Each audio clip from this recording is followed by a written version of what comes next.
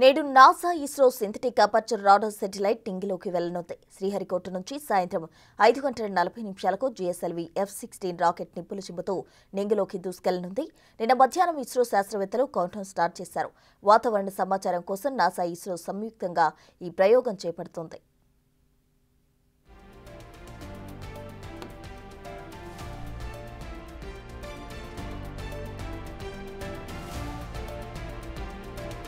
Nisar satellite బరువు 2392 కిలోలు ఉంటుంది.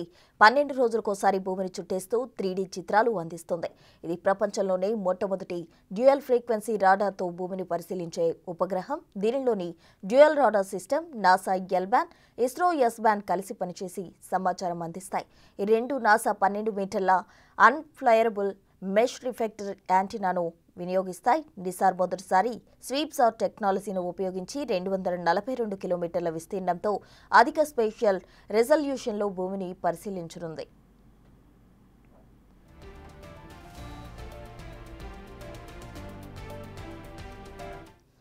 ఈ మిషన్పై ఇస్రో నాసా కలిసి గత 10 ఏళ్లుగా పనిచేస్తున్నాయి. సెంటీమీటర్ స్థాయిలో భూమిపై కదలికలు పసిగట్టి దానిని 3D రూపంలో చూపిస్తుంది. అడవులు, మైదానాలు, కొండ పాత్రలు, అలాగే జలవనరులు అధ్యయనం చేస్తుంది. వాతావరణ మార్పులు గుర్తించి అంతరిక్షం నుంచి భూమిపైకి సమాచారం చేరవేస్తుంది. తద్వారా భూకంపాలు, అగ్నిపర్వత విస్ఫోటనాలు, కొండ చర్యలు విరిగిపడడం, వరదలు, భూమి కుంగిపోవడం లాంటి ప్రకృతి వైపరీత్యాలను పర్యవేక్షించడంలోనూ అర్థం చేసుకోవడంలోనూ శాస్త్రవేత్తలకు సహాయం చేయడమే ఈ మిషన్ లక్ష్యం. ప్రాజెక్టు మొత్తం ఖర్చు 11,200 కోట్లు. ఇందులో ఇస్రోకు అవుతున్న ఖర్చు సుమారు 1,200 కోట్లేనని అంచనా వేస్తున్నారు.